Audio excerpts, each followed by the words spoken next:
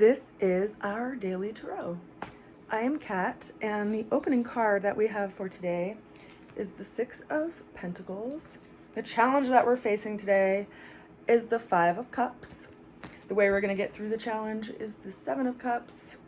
And then the ultimate outcome that we have for today actually came through as two cards. We have the combination of the Fool card, which we've been seeing quite a few times recently, and then we also have the Charioteer, which is considered the Chariot in the Rider-Waite deck. So for an opening card of the Six of Pentacles, we see this person who's standing with a scale in one hand, and with the other hand it looks as if they're distributing coin to these two people that are kneeling in front of them. So this is about us having judiciousness around our resources, and it can also be speaking to the possibility that we may feel like there's a little bit of unfairness going on in some situation in our lives. Now consider that this can also be a card that is revealing very different aspects of our own nature. So if, for instance, there's one part of us that is the governing body, right? And then there's one part of us that is the part that wants to go have a lot of fun and spend a lot of money, and the other part that wants to do something with the money that actually will grow something. It's us that's deciding to have judiciousness around our resources and which aspect of ourselves we're actually going to invest in and which one we're not. And are we being fair with it? Now, it could quite possibly be that we feel some unfairness in some situation in life. And I bring that up because we have this energy of the Five of Cups that came in as our challenge today, which is all about our perspective around some situation that we feel a sense of loss around.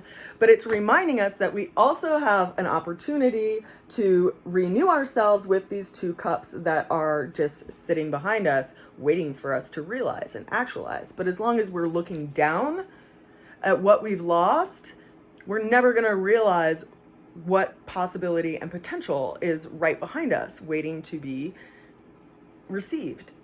So we have to consider this. Where do we put our attention? Well, the way that we're going to get through this is the Seven of Cups. So the Seven of Cups has a figure that's looking out into this cloud of illusion. There's seven different cups that are all filled with some kind of idealistic desire of the heart. And it's asking us to take a few steps back, from our situation, to possibly see that if a situation didn't work out, it could quite possibly be because the situation that's waiting for us and the two cups that are sitting behind us on this log is actually better for our being and our development during this life.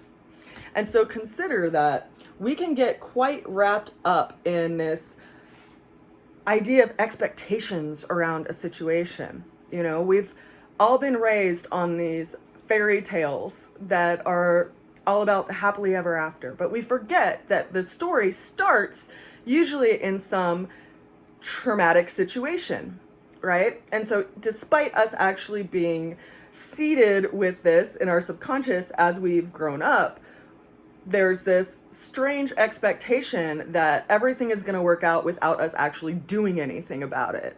Well, that's kind of silly. So let's consider that the ultimate outcome that we have for today is the Fool and the Charioteer. So the Fool card represents Uranus, and it brings up this idea of unexpected change, unavoidable change, to outworn conditions that stood in the way of progress.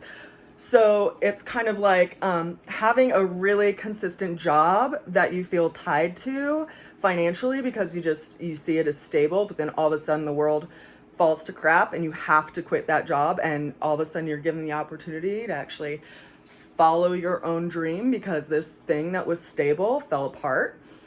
So that's the way that Uranus works, right? It's bringing change into outworn conditions that are preventing us from progressing in our lives. And right now, Uranus is in Taurus, and the North Node also just moved into Taurus. So it's pointing to that direction astrologically as far as where we will be developing for the next 18 months and where we need to be our own archer you know, and shoot our arrow in that direction.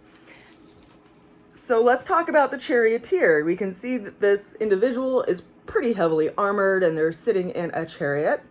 And before their little buggy, they have these two Sphinx types creatures, one black and one white. And if we look closely, they do not have any collars or any kind of reins on them. And this is speaking to our own ability to pull in the reins and have control over where we take our chariot, right? This card is ruled by Cancer, and is governed by the moon. So it's bringing up this idea of not letting your emotions get the best of you. And I need to kind of fluff that out a little bit, because I am not one to say that emotions are bad or that we shouldn't have them. I actually am a proponent that we need to actually observe our emotions, much like we observe waterways, you know, across the earth, and also acknowledge that we evolved to have emotions, and so there is a usefulness to them, right? They give us a read in a situation, and we have an emotional intelligence in life that really helps us figure out how to move around in different situations. But what I'm referring to here is that there's these two different creatures. One of them is like our desire nature, and one of them is our pure nature. And so when we consider where we allow ourselves to be led, right? What is our ultimate goal in where we want to go? Because this card, as I said, is ruled by Cancer. And so Cancer is governed by the crab, right? The crab doesn't move forward. It moves over to the left, moves over to the right, moves over to the left, and then it finally gets where it needs to go. But it has this perspective shifting thing that happens. And so we have to be able to adjust. We have to be able to continue on our path forward, but also continue in a way of empowerment. And so that comes down to being able to pull in your own reins when you feel like you're being pulled off your path. And also considering that we aren't here to be victims. As much as, you know, this person that's sitting in this first card may feel like they're not getting a fair share of things, there's a reason for that. You know, maybe that's not where you need to be. Maybe you need to be somewhere else where you do get a fair share of things. And that ultimately isn't up to like the universe punishing you or punishing me or punishing any of us. It's all about us figuring out where we're going to apply our energy and where we're going to take our chariot down the road. So consider this year is a year that is a master number, right? We are coming out of a darkness that we've been in for a couple of years. And where do you want to take yourself? What do you feel called to? Because that brings us back to the Fool.